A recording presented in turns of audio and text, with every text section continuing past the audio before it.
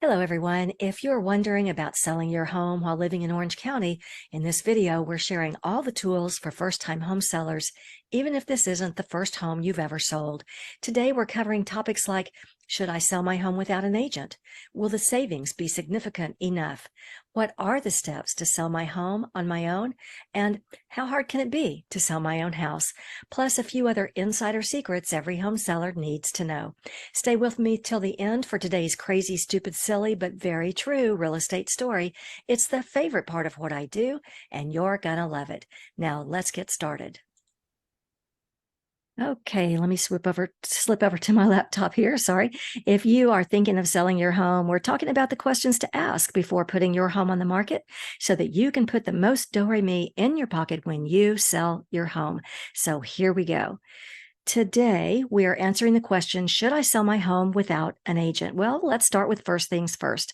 I was looking at these statistics from the National Association of Realtors, and just to be clear, they aggregate their numbers from the U.S. Census Bureau, the U.S. Department of Housing and Urban Development, and other prominent sources. Can you see the link there at the bottom of your screen? That's where you can find more details on what I'm showing you. And what we see here is that if you try to sell your home on your own without an agent, on average, you'll make about 32% less on your bottom line. Can you see where the national average sold price was $330,000 if sold by an agent? But the average price as a for sale by owner was $225,000. Well, if you run those numbers, you'll see about a 32% difference, give or take. But these are national numbers. What about our local numbers? Well, I was looking at a different study through Trulia, and they reported on the West Coast where our numbers are significantly different, that our market price was 1.1 million, but the for sale price on a for sale by owner, their take was 786,000. That's so about 31%, which is not so far off from the national average of 32% difference. Either way, to leave 30% of anything on the table is fairly substantial if your goal is to put more money in your pocket. Would you agree? I know that the clients I work with absolutely don't want to leave one red dime on the table, if at all possible.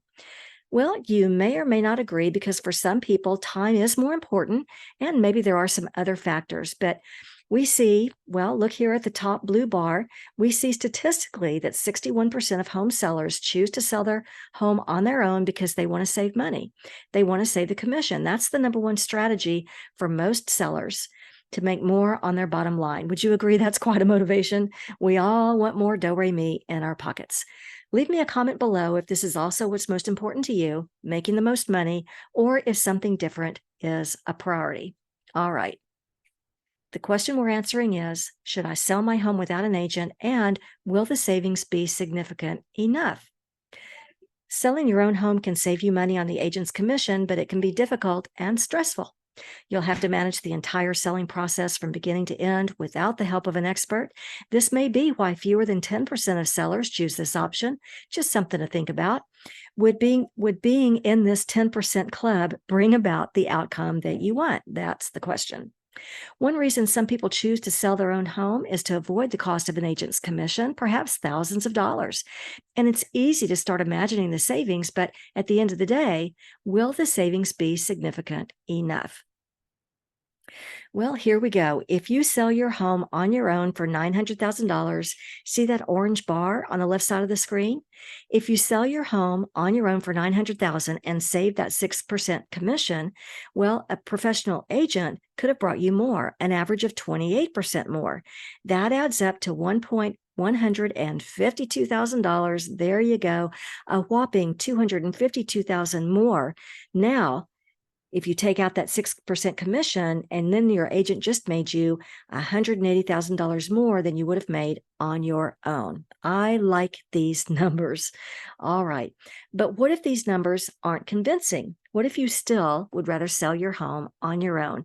You may be asking, what are the steps to sell my home on my own?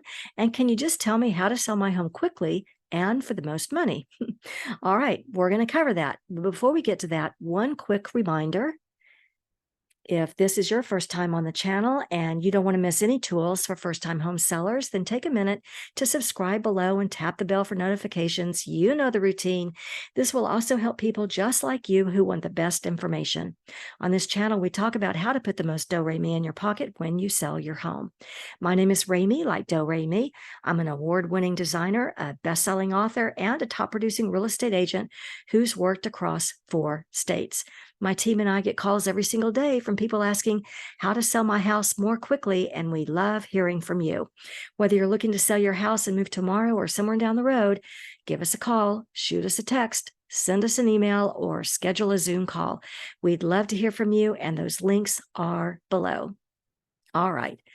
Before we get on to the more tips, let me see here. There we go.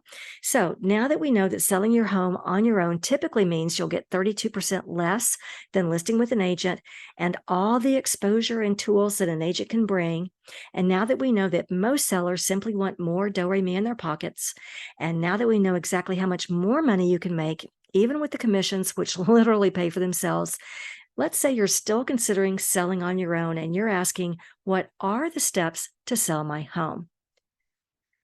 Well, as we saw in a previous slide, you may look in the mirror and say, I am confident that I could sell without an agent, and I know my home better than any agent could. But this isn't playtime, just saying. This is likely the biggest, most important asset you have, and it's not like buying a t-shirt at the local Walmart.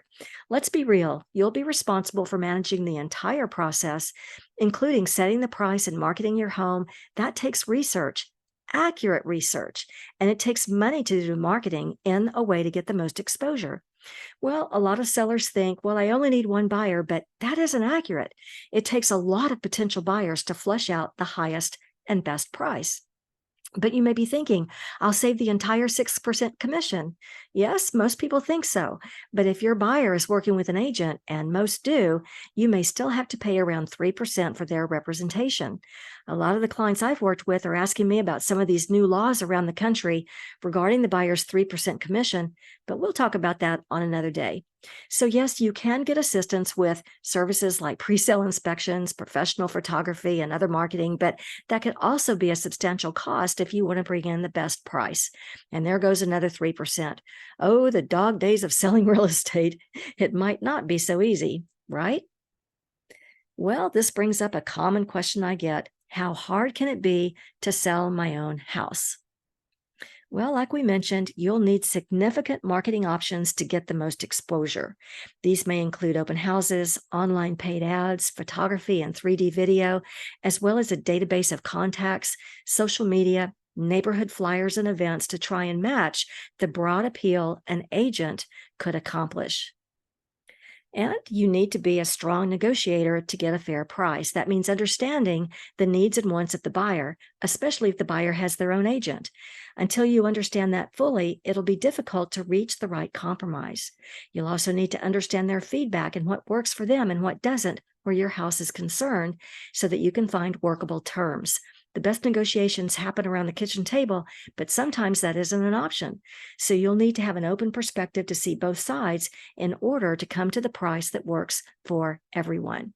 You'll also have to negotiate other terms like timelines, seller concessions, endless issues with their lender, and then there are the repairs and other issues that inevitably come up with the disclosures. If you don't have 20 years of experience of selling 20 homes a year, then you won't have the exposure that an agent would have of working through these issues. So part of a strong negotiation means understanding what your options are. Most important of all, you'll need to navigate the legal complexities of selling a house, such as writing a purchase contract, understanding literally hundreds of disclosures and other forms to protect yourself, setting up title and escrow accounts, and evaluating buyer contingencies and disclosures. You may also need to access lawyers to help advise you on anything that inevitably goes wrong. Most people don't realize that an escrow is a neutral third party. They can't advise you.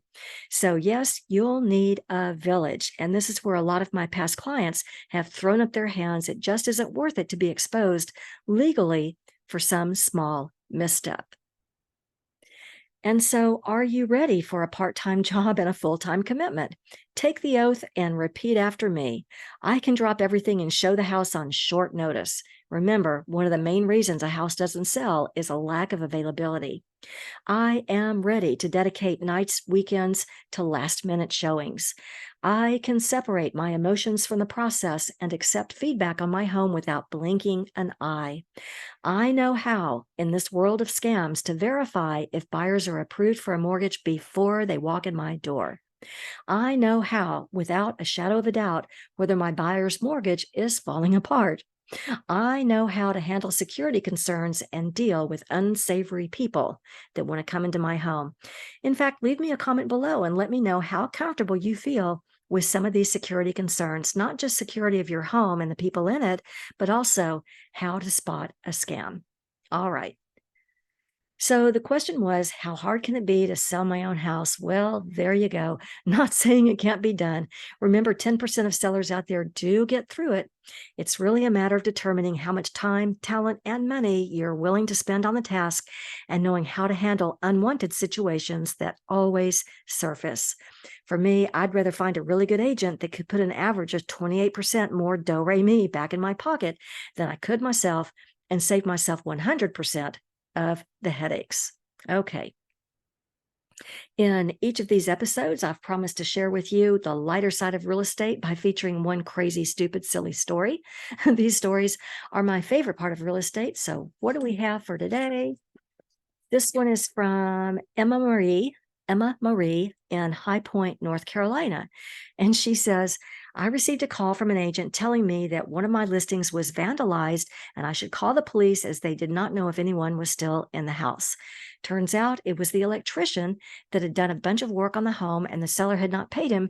So he went back in and removed and broke all the electrical items he had installed: kitchen lights, cabinet lights, bathroom fixtures, and all 3 bathrooms, and the new electrical panel. Gotta say, this has happened to me before. These workers and contracts need to be paid. Oh, they take it very seriously, these contractors do. All right, let's move on. Remember, whether you're looking to sell your house and move tomorrow or next year or somewhere down the road, you can give us a call, shoot us a text, send us an email, or schedule a Zoom call. We'll talk about how to put the most do-re-mi in your pocket. And when we see each other, you can ask about the 3 options for getting more do-re-mi from the sale of your home. I call these the 3 do-re-mi options. One of these will be just right for you. The other 2 won't be a fit. I'd love to go over these with you in person. So thanks for watching. Be sure and check the description below for any free giveaways, and I look forward to chatting with you soon.